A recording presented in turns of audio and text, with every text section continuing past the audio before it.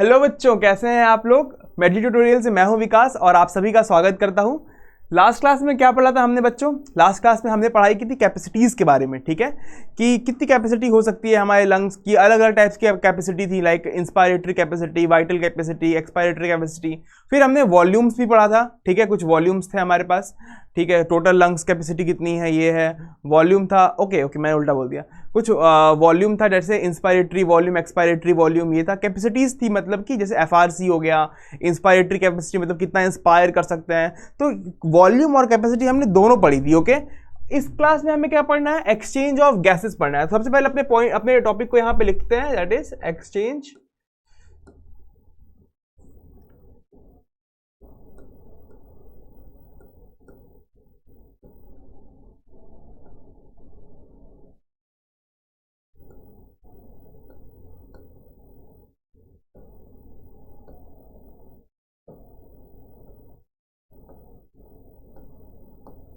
Exchange of gases.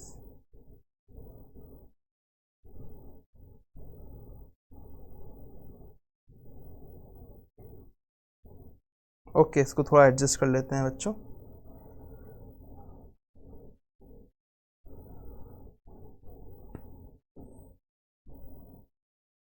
Okay, हमारा topic है exchange of gases. Okay, let's start. Okay,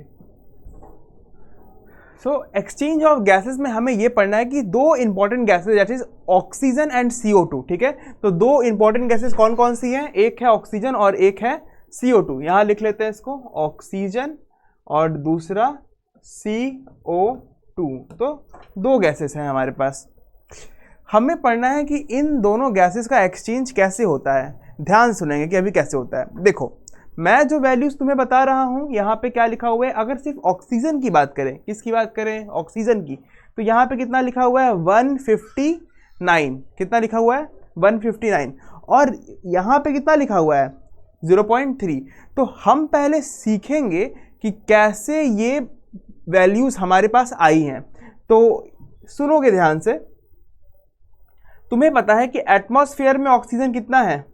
अगर मैं तुमसे बोलूं कि एटमॉस्फेयर में कितना ऑक्सीजन है, oxygen percentage of oxygen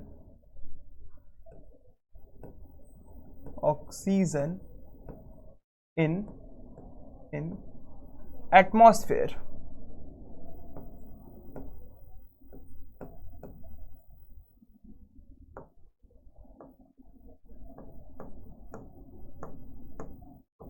atmosphere तो कितना है वो याद रखोगे, वो है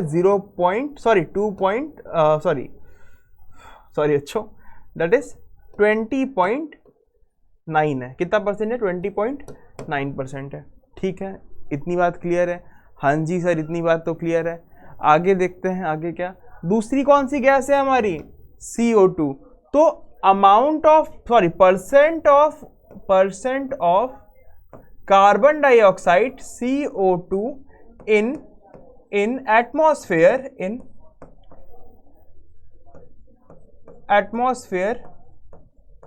वो कितना होता है? तो याद रखोगे 0.04% हम लोग इसको पढ़ते हैं।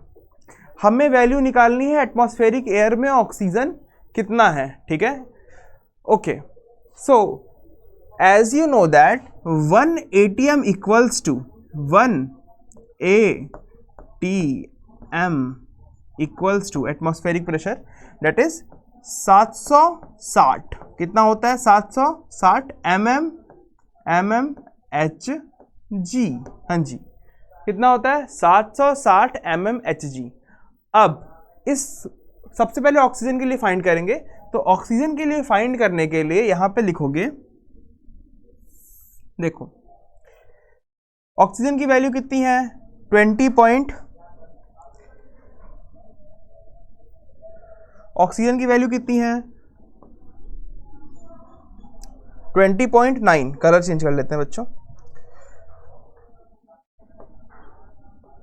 20.9% है, मतलब अपॉन 100 लगेगा। ठीक है, अपॉन 100 इनटू इतना कर दोगे, कितना 760। तो इसको सॉल्व करो, जल्दी जल्दी इसको सॉल्व करिए। इसको जब आप सॉल्व करेंगे, when you solve it then you will get the value of 159।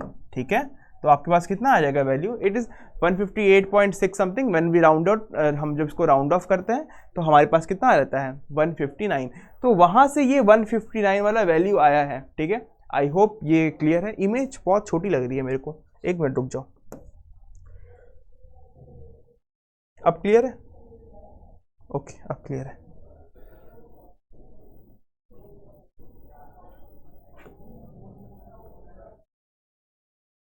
Okay, तो हमारे पास ऑक्सीजन के लिए जो वैल्यू आ गई है that is 159 and we know how we find it. Okay, very good, यहाँ तक तो सही है सर, समझ में आ रहा है, सारा का सारा समझ में आ रहा है, कोई दिक्कत नहीं है। क्या हम लोग यही वैल्यू कार्बन डाइऑक्साइड के लिए फाइंड कर सकते हैं बच्चों? क्या हम यही वैल्यू कार्बन डाइऑक्साइड के लिए फाइंड कर सकते हैं? हाँ जी सर, बिल्कुल कर सकते हैं। देखिए कैसे करते हैं। इसको थोड़ा सा ऊपर शिफ्ट कर दिया और यहीं पे इसको थोड़ा ज़्यादा ऊपर शिफ्ट कर दिया हमने, इसको थोड़ा यहाँ करते हैं। ओके,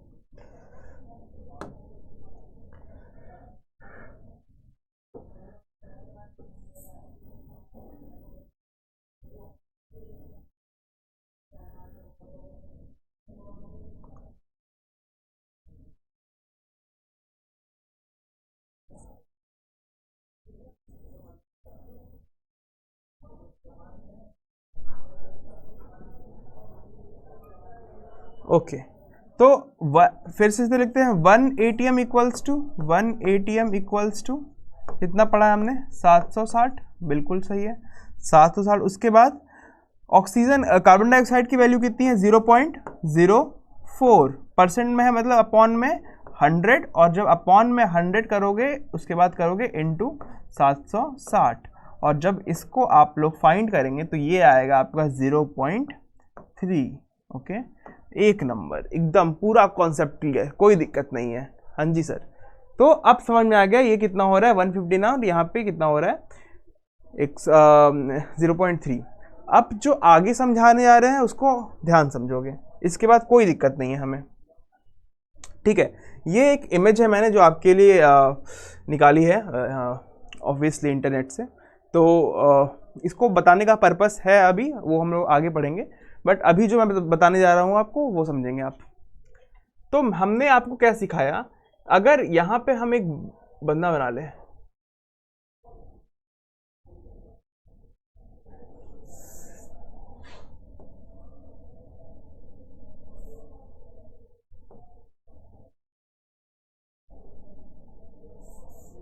एक मिनट बच्चों,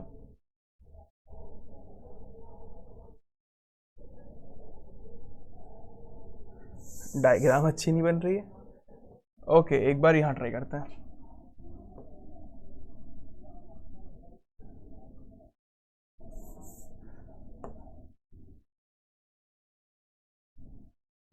ओके, इट इज ओके। तो यहाँ से इसका अगर ये माउथ है, ठीक है, और यहाँ से रेस्पिरेशन करते हैं, तो यहाँ पे जो ऑक्सीजन है वो कितना है 159, और इसका जो एल्वेलाई होगा, इस पर्सन का जो एल्वेलाई होगा वो कहाँ पे होगा, अगर एल्वेलाई यहाँ पे आ रहा है, अगर एल्वेलाई यहाँ पे है तो एल्वेलाई में जाके ये ऑक्सीजन कितना हो जाएगा 104।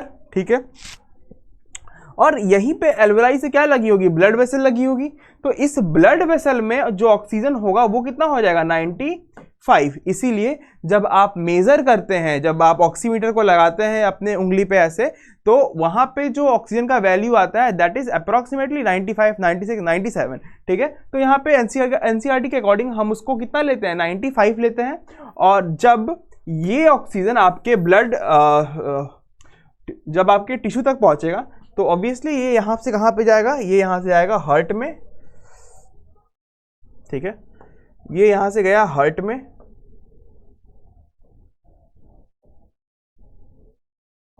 ठीक है, ये यहां से आया हार्ट में, ठीक है, और हार्ट पंप कर देगा इसको all part of the body. यहाँ पे एक सेल बना दो, ये सेल है, और ये यहाँ से ऑल पार्ट ऑफ बॉडी, और वापस से ये किस में जाएगा, वापस से ये जाएगा बच्चों हार्ट में, और फिर ये हार्ट से किस में जाएगा, फिर ये हार्ट से किस में जाएगा, ये जाएगा वापस से एल्वेलाई के पास। बताने का मकसद क्या है कि ये है कि 95 यहाँ पे है, जब ये टिश्यू के पास पहुंचेगा, फाइनली जब ये टिश्यू के पास पहुंचेगा तो ऑक्सीजन का जो मूवमेंट है वो यहाँ से यहाँ होगा, और ये जो 95 है और यहाँ पे जो पहुंच के हो जाएगा 40, ठीक है। तो टिश्यू के अंदर इनसाइड द टिश्यू ऑक्सीजन कितना परसेंट होता है, दैट इज 40, ओके। उसके बाद यहाँ पे टिश्यू के अंदर बहुत सारा क्या होता है, कार्बन डाइऑक्साइड, क्योंकि सेलुलर रेस्पिरेशन हो रहा है, तो जो CO2 है वो ऑलरेडी बहुत ज़्यादा है, निकलता जा रहा है। तो इस वैल्यू को याद रखोगे कि यहाँ पे जो CO2 है वो कितना है, 45, CO2 कितना है, 45। तो ये CO2 यहाँ से इसमें जाएगा, यहाँ से इसमें जाएगा, और यहाँ पे जो CO2 की वैल्यू हो जाएगी वो कितनी हो जाएगी, 40। तो डीऑक्सीजनेटेड ब्लड में CO2 की वैल्यू कितनी हो गई, 40, ओके सर।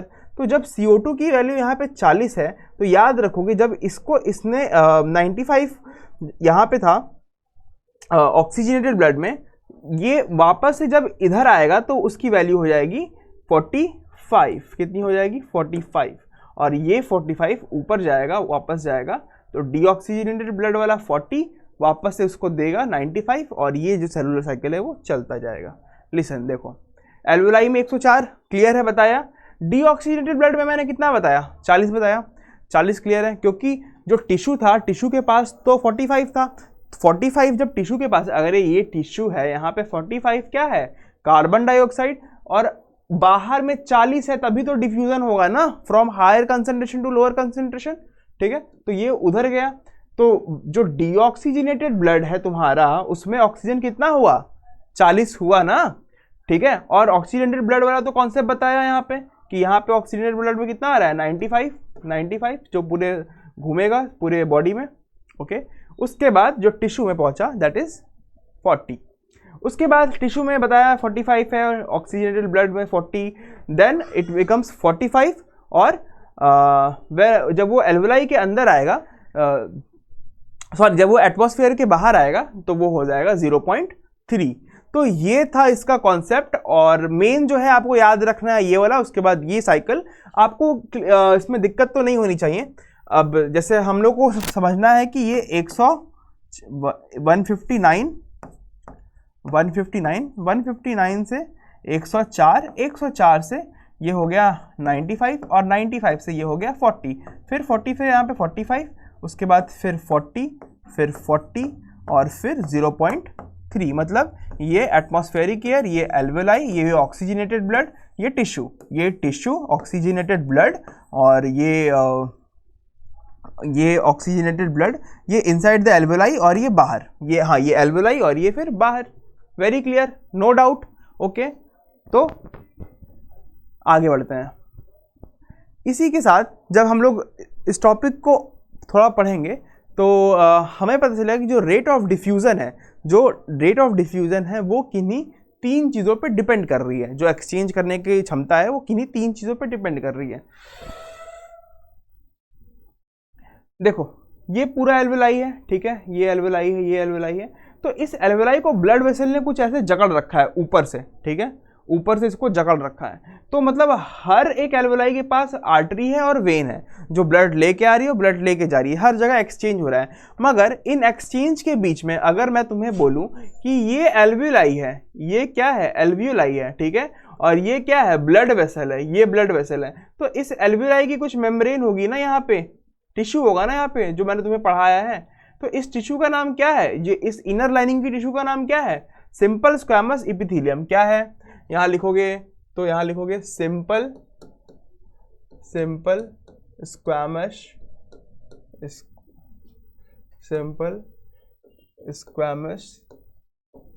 एपिथेलियम, ठीक है। और ये जो ब्लड वेसल के अंदर की इनर लाइनिंग, इसको क्या बोलते हैं, एंडोथीलियम, ठीक है, इसको क्या बोलते हैं, एंडोथीलियम। और इस एंडोथीलियम की जो लाइनिंग है ये भी किससे बनी हुई है, सिंपल स्क्वैमस एपिथेलियम से। तो मगर इसको क्या बोलेंगे, एंडोथीलियम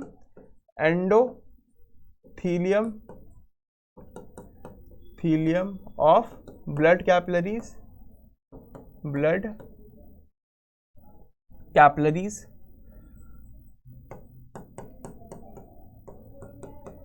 कैपिलरीज। और बच्चों इन दोनों के बीच में एक मेम्ब्रेन प्रेजेंट होती है, एक मेम्ब्रेन प्रेजेंट होती है, that is called basement membrane. क्या बोलते हैं इसको? Basement membrane. क्या बोलते हैं इसको? Basement membrane. ठीक है, तो जब इसकी थिकनेस आप मेजर करेंगे, जब आपकी इसकी थिकनेस पड़ती है तो एनसीईआरटी बताती है इसकी थिकनेस कितनी है, less than a millimetre, but exactly it's 0.5 millimetre, 0.5 millimetre. Okay, तो ऑब्वियसली वही बात हुआ, लेस देन अ मिलीमीटर। ये क्या है? ये एल्वियोलाई है, यहाँ पे लिख देते हैं इसको एल्वियोलाई, एल्वियोलाई। ये क्या है? ये ब्लड वेसल है, यहाँ पे लिख दो इसको, क्या है? ये ब्लड वेसल है। और ये तो बेसमेंट मेम्ब्रेन है, बेसमेंट मेम्ब्रेन। ठीक है, तो आई होप कि ये आपको कॉन्सेप्ट बहुत क्लियर होगा और इसमें कोई भी कंफ्यूजन आपको नहीं होना चाहिए। One thing that we can say about it, ये जो एंडोथीलियम है ये मैंने आपको ऑलरेडी पढ़ा रखा है। एंडोथीलियम जो अंदर वाली लाइनिंग होती है, जो ब्लड कैपिलरीज के अंदर वाली लाइनिंग होती है, उसका नाम क्या होता है? उसका नाम होता है एंडोथीलियम। तो जो एनसीईआरटी लिखती है इसके बारे में बात की तो हमने इसका प्रॉपर नाम लिखा, तो हम लोग यहाँ पे लिख सकते हैं alveoli of, alveoli of simple squamous, alveoli of simple squamous epithelium, alveoli का सिंपल स्क्वैमस एपिथेलियम, क्योंकि दोनों सेम टिश्यू है। ओके, मैंने क्या बताया कि कौन कौन सी चीजें फेवर कर रही हैं किसको? गैसेस के एक्सचेंज को। तो अब याद रखोगे ये जो एक्सचेंज ऑफ गैसेस हो रहे हैं किसके थ्रू हो रहा है? By simple diffusion. तो यहां पे लिखोगे exchange of gases, exchange of gases, gases take place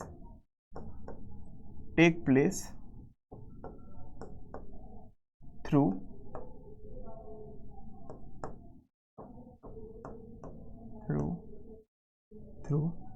simple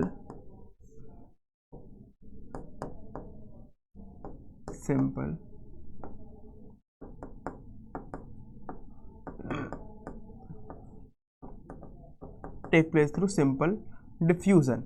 Okay, now you know that the simple diffusion, what is diffusion? The movement of particles from higher concentration to its lower concentration, it's called diffusion. तो always कहीं पे भी diffusion word आ रहा है इसका मतलब कि movement of particle हो रहा है from higher concentration to lower. वही हम भी देख रहे हैं, अगर अपने इस चार्ट पे हम देखें तो 159, 104, 95, 40 और फिर 45, उसके बाद 40, फिर 40। ओके, ये याद रखना ये ब्लड वेसल्स का है। ठीक है, ये जो ब्लड डीऑक्सीजनेटेड ब्लड है ये उसका है, किसका मैंने बताया? डीऑक्सीजनेटेड ब्लड का। और ये किसका है? ये एल्वियोलाई का है। देखो इधर तो डीऑक्सीजनेटेड ब्लड में 45। ओके, यहाँ पे एक करेक्शन करना होगा हम लोगों को। डीऑक्सीजनेटेड ब्लड में ये है 45। ओके, डीऑक्सीजनेटेड ब्लड में ये 45, फिर वो हो गया, ओके तभी तो एक्सचेंज होगा, फिर वो हुआ 40, ये हो गया 40 इन द इसके अंदर, यहाँ पे देखो लिखा हुआ है, और फिर ये यहाँ पे आएगा तो हो जाएगा 0.3। ओके, आई होप कि ये कॉन्सेप्ट आपको क्लियर होगा, ये कॉन्सेप्ट आपको क्लियर होगा। याद रखना कि टिश्यूज के अंदर कितना है कार्बन डाइऑक्साइड, तो 45।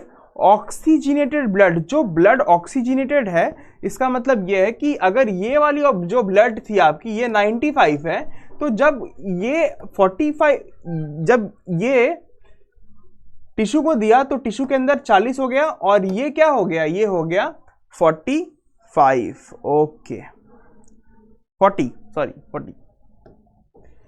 या ओके।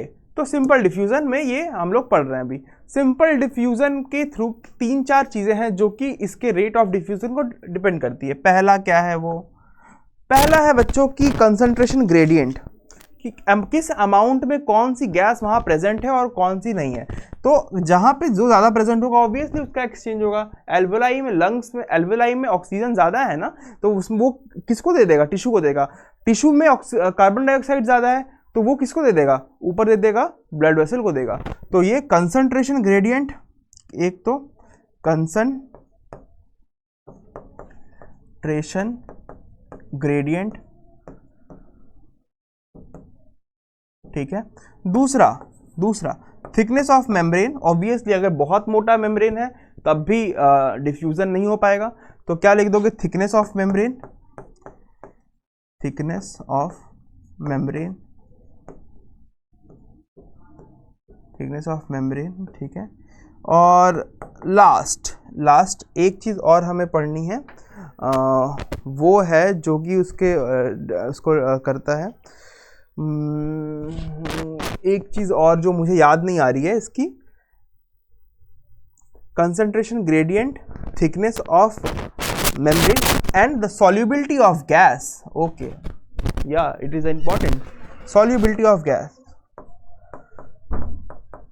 सॉल्युबिलिटी ऑफ गैस, ठीक है। तो ये तीन चीज़ों पे जो डिफ्यूज़न है, रेट ऑफ डिफ्यूज़न, ये पूरा जो है कि डिपेंड करता है। ये पूरी एनसीईआरटी की लाइन है। अगर हम लोग एक बार एनसीईआरटी रीड करें तो हम इसमें से देख सकते हैं। देखो इधर एनसीईआरटी क्या बोलती है। एनसीईआरटी बोलती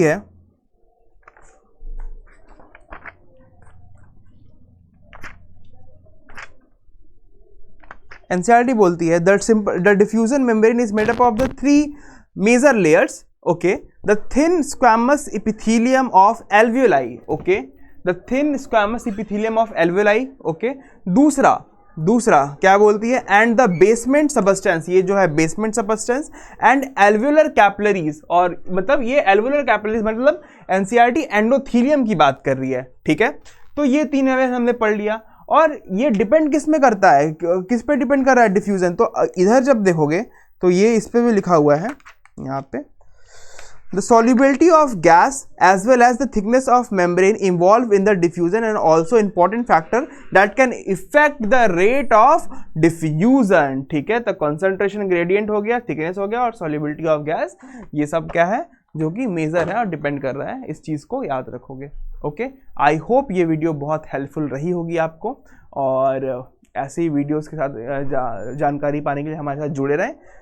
कोई डाउट हो तो आप कमेंट करें। तब तक के लिए धन्यवाद, थैंक यू।